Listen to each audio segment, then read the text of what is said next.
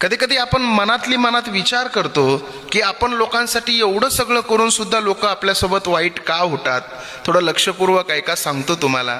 काय झालं बघा, एका ओढ्याच्या काठाला एक विंचू होता. विंचवाला तो ओढा पार करायचा होता, परंतु पाण्याचा वेग जास्त असल्यामुळं त्याला ओढा पार करता आला नाही. त्याच ओढ्याच्या बाजूला एक बेडक बसलेला होता. त्या बेडक्याला या विंचवानं सांगितलं, अरे दादा, मला या ओढ्यापासून पलीकडे जायचं आहे, परंतु मला जाता येत नाही. एक काम करशील का, मला या ओढ्याच्या पलीकडे जाण्यासाठी मदत करशील का. त्यावेळेस बेडक काय म्हणाला माहितीये, बेडक म्हणाला, अरे विंचवा, मी तुला या ओढ्याच्या पलीकडे जाण्यासाठी नक्की मदत केली असती, परंतु तुझा स्वभाव आहे डंक मारण्याचा. तू मला डंक मारलोस तर मी मरून जाईल.